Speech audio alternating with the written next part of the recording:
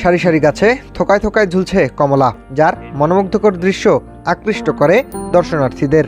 ভ্রমণ পিপাসুরা এমন দৃশ্য দেখতে যেত ভারতের দার্জিলিং সহ দেশের বিভিন্ন প্রান্তে। এবার সেই দার্জিলিং ও চায়না জাতের কমলা চাষ করেছেন সরকারি চাকরিজীবী ও উদ্যোক্তা জয়নাল আবেদিন। তার কমলা বাগানের সৌন্দর্যে বিমোহিত হয়ে ও কমলা খেয়ে অনুভূতির কথা জানান দর্শনার্থীরা। উদ্যোক্তাও হতে চান কেউ কেউ। আমি ঢাকা থেকে এসেছি বাগান দেখার জন্য। তো গত 2 বছর আমি দেখলাম ফেসবুকে, তারপর টিভিতে প্রোগ্রামে, তো তখন আসার সুযোগ হয় নাই। এই বছর শীতের আগেই চলে আসছে দেখার জন্য।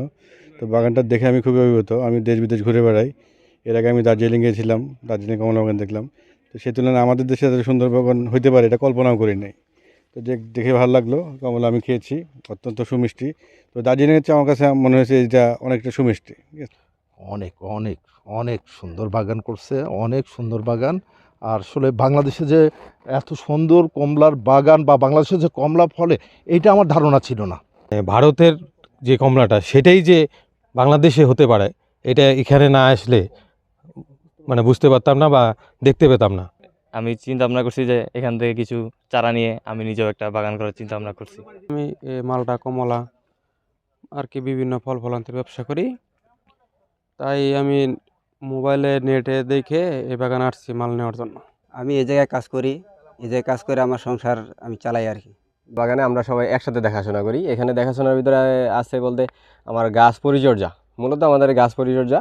এই গাছ নিয়েই তো আমাদের সব কিছু, এই গাছ নিয়েই পরিচর্যা। এখানে ফলের কীভাবে মান ভালো থাকে, কীভাবে ন্যাচারাল ফল উৎপন্ন করা যায়, এই বিষয়ে আমরা সবসময় ধ্যান রাখি।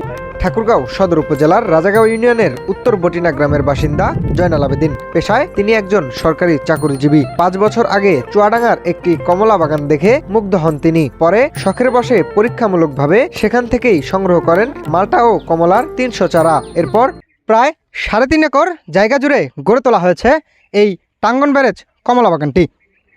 এবছর গেলবারের তুলনায় এবছরে প্রায় 10 টনের মতো কমলা উৎপাদন হবে বলে আশা করছেন এই উদ্যোক্তা জয়নাল আবেদিন।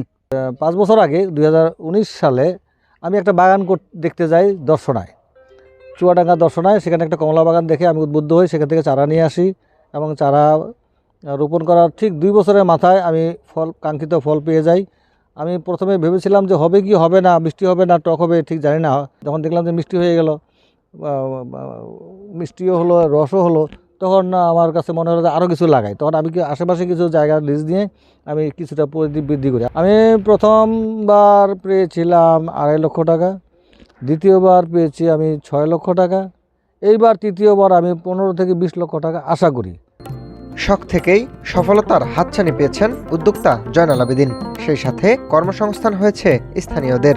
নিজ বাগানের ডাল থেকে 5000 চারা উৎপাদন করেছেন তিনি। কেউ উদ্যোক্তা হতে চাইলে চারা নিতে পারবে তার বাগান থেকেই। বর্তমানে জয়নাল আবেদিনের বাগানে 300টি চায়না কমলা, 150টি মাল্টা ও 100টি দার্জিলিং জাতের কমলা গাছ রয়েছে।